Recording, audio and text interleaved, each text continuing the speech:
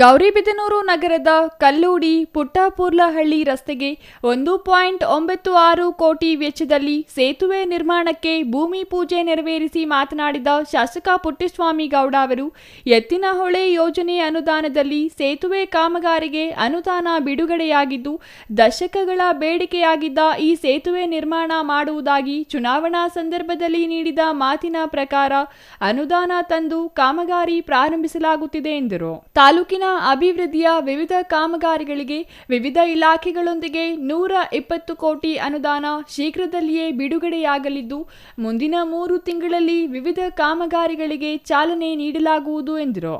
ಭೂಮಿ ಪೂಜೆ ಮಾಡಿದ ಕೂಡಲೇ ಕಾಮಗಾರಿ ಪ್ರಾರಂಭಿಸುವಂತೆ ಗುತ್ತಿಗೆದಾರರಿಗೆ ಸೂಚಿಸಲಾಗಿದೆ. ಪ್ರತಿ ಗ್ರಾಮದಲ್ಲೂ ಕೂಡ ಯಾವುದೋ ಎತ್ತಿನಹೊಳೆ ಆಗಿರ್ಬೋದು, CM ನಲ್ಲಿ ಕೊಟ್ಟಿರೋ ಫಂಡ್ ಆಗ್ಬೋದು, CM ಕೊಟ್ಟಿರೋ 50 ಕೋಟಿದು ಇನ್ನೂ ಸ್ಟಾರ್ಟ್ ಮಾಡಿ ಅವೆಲ್ಲ ಸೇರಿ 120 ಕೋಟಿವರೆಗೂ ಕೆಲಸನ ಒಂದು 3 ತಿಂಗಳೊಳಗೆ ನಾವು ಈ ನಮ್ಮ ವಿರೋಧಿಗಳು ಯಾರಿದ್ದಾರೆ, ನಮ್ಮ ಟೀಕೆ ಟಿಪ್ಪಣಿ ಮಾಡೋರು, ಅವ್ರಿಗೆ ನಾನು ಏನು ಟೀಕೆ ಟಿಪ್ಪಣಿ ಅವ್ರಿಗೆ ಮಾಡೋಲ್ಲ. ಅವ್ರಿಗೆ ನೋವು ಕೊಡೋದು ಹೆಂಗೆ ಅಂದರೆ, ನಾನು ಕೆಲಸ ಮಾಡಿ ನನ್ನ ಕೆಲಸ ನೋಡೇ ನಿದ್ದು ಬರಬಾರ್ದು. ಅವ್ರಿಗೆ ಖಂಡಿತವಾಗಿ ಮಾಡಬೇಕಾದ್ರೆ ನಾನು ಇವ್ರಿಗೆ ಕೊಡೋವಂಥ ನಾನು ಪ್ರತಿರೋಧ ಏನಪ್ಪ ಅಂದರೆ, ಅವ್ರು ನಿದ್ದೆ ಮಾಡಬಾರ್ದಂಗೆ ಕೆಲಸ ಮಾಡಿಸ್ತೀನಿ. ಇವತ್ತು ನಿಮ್ಮ ಮುಂದೆ ಪತ್ರಕರ್ತರ ಮುಂದೆ ಎಲ್ಲರ ಮುಂದೆ ಮಾತು ಕೊಡ್ತಾ ಇದ್ದೀನಿ, ನಾನು ಕೆಲಸ ನೋಡೇನೆ ಹೊಟ್ಟೆ ಹೊರ್ಕೊಂಡು ಸಾಯಬೇಕು, ಆ ಥರ ಕೆಲಸ ಮಾಡಿ ಅವ್ರು ನೋಡ್ಕೊಡ್ತೀನಿ. ತಾಲೂಕಿನ ಬಚ್ಚರೆಡ್ಡಿಹಳ್ಳಿ ಮತ್ತು ತಮಸಮಾಕಲಹಳ್ಳಿಯಲ್ಲಿ ನಿವೇಶನವನ್ನು ವಿನಾಕಾರಣ ತೆರವುಗೊಳಿಸಿಲ್ಲ. ಗ್ರಾಮ ಪಂಚಾಯಿತಿಯವರು ಅಂಗನವಾಡಿ ಕಟ್ಟಡ ಮತ್ತು ಅಡುಗೆ ಕೋಣೆ ನಿರ್ಮಾಣಕ್ಕೆ ಕಳೆದ 2 ವರ್ಷಗಳ ಹಿಂದೆಯೇ ಗ್ರಾಮ ಪಂಚಾಯಿತಿಯಲ್ಲಿ ಟರಾವು ಮಾಡಲಾಗಿತ್ತು.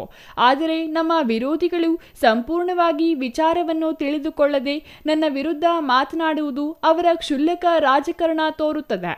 ಗ್ರಾಮಗಳ ಮಕ್ಕಳ ಶೈಕ್ಷಣಿಕ ಅಭಿವೃದ್ಧಿಗಾಗಿ ಸರ್ಕಾರಿ ಜಾಗದಲ್ಲಿ ಅಂಗನವಾಡಿ ಕೇಂದ್ರಗಳನ್ನು ನಿರ್ಮಾಣ ಮಾಡುವ ಮೂಲಕ ಆಯಾ ಗ್ರಾಮಗಳ ಮಕ್ಕಳಿಗೆ ಅನುಕೂಲವಾಗುವ ನಿಟ್ಟಿನಲ್ಲಿ ಈ ಕಾರ್ಯಕ್ರಮವನ್ನು ತೆಗೆದುಕೊಳ್ಳಲಾಗಿದೆ ಎಂದರು.